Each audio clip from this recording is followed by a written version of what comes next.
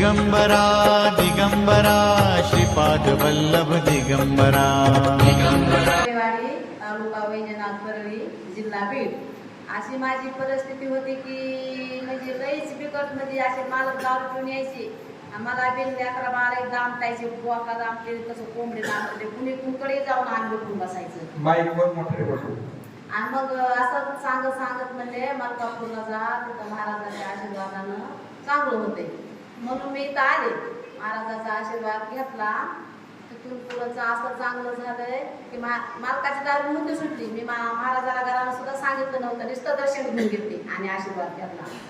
पण इतका फरक पडत गेला लेकरं मार्गाला लागले ट्रॅक्टर घेतले टोळी हे पुन्हा 2 वर्षाखाली टँकर घेतले ते गोड तेलाला चालतंय ते फिटत आले अनेक मुलांनी दुसरं टँकर घेतलंय त्याला 4 महिने झाले हे सगळं व्यवस्थित झालंय आणि मी पोटूची पूजा करताना गणांताचे पारायणे केले मोजून केले नाही मोगमी केले 9 पोरं जीव घालायचे बेसन भाकरीचा दिवस दाखवून मुलं जीव घालायचे आणि अभिषेक केल्यावर खीर करून 12 मुले दत्तापाशी तिथं दत्ताचं मंदिर आहे जीव घातले इतकं देवानं दिलंय सगळं दिलंय पण मी मनालाच गुरु मानले की मी गुरु करण्याचा माझा योगच आला नव्हता महाराजाला मी सारखाच मंत्र म्हणायचा आणि गुरुचं दर्शन घ्यायचे पोटूचं बाहेर निघायचे गाडीवर पाय टाकताना गाडीवर पाय टाकताना देवाचं नाव घेऊन आणि महाराजाचं नाव घेऊनच गाडीवर बसते पोरायला बी सांगितले की टेरिंगवर बसताना महाराजाचं नाव घ्यायचं कुठं सुद्धा इतका किंचित धक्का नाही काही घोटाळा नाही धंदे माझे व्यवस्थित चलते ते गुरु करण्यासाठी मनातच होतं की माझ्या मनातच मंत्र जपित होते आणि स्वयंपाक करताना पण दत्त दत्त मंत्र म्हणते माझं लई चांगलं झाले तर आज योग माझा गुरु करण्याचा आला आता कधी मरण आले तरी घोर नाही माझी गुरु मला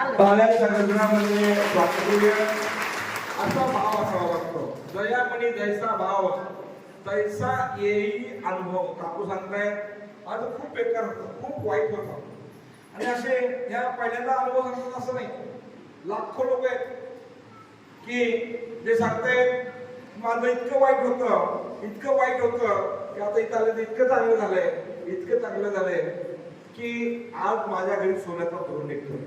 त्यात काही काकूनी सांगितलं माझं खूप वाईट होतं मी इथला आशीर्वाद घेतल्यानंतर अगदी मलकापूरचं नाव घेतल्याशिवाय पहिली भाकरीला सुरुवात करत नाही मुलांनाही ते सांगते की स्टेरिंगवर बसताना सुद्धा मलकापूरचं नाव घेतल्याशिवाय स्टेरिंगवर बसायचं नाही कारण भाव तसा आहे जसा भाव तसा देव भेटतो तसा देव पावतो आणि इथले वैशिष्ट्य तुम्ही जितकी भक्ती करताल तितकं चांगलं होणार आहे काकू सांगताय माझं इतकं चांगलं झालंय माझ्या आता खूप चांगलं झालंय टाळ्याच्या गजरामध्ये